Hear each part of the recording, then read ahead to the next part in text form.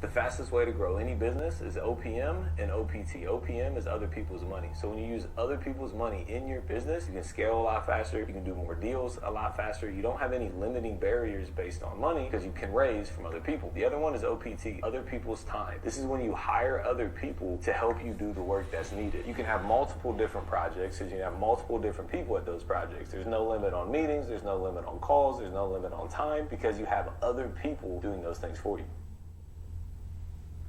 Okay, so yes, if cash is a constraint in your business, if everything in your business is working great and the only problem is you don't have enough money to be able to buy more inventory or hire more people, then using other people's money might be a solution. The problem is if your business is working great, then you shouldn't really have a cash flow issue.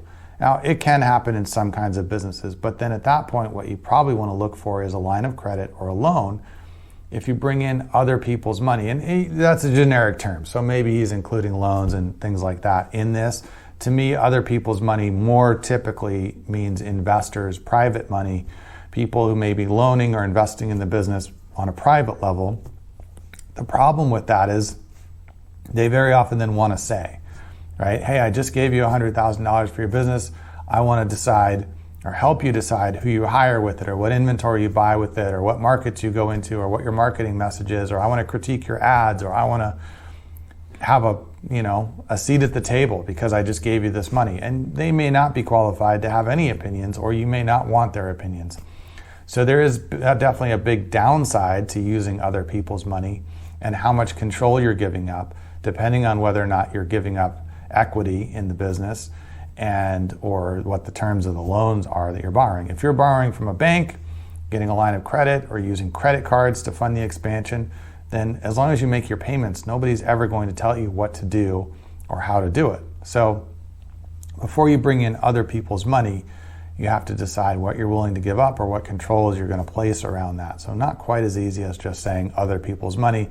And then again, you have to have something that other people are going to want to invest in.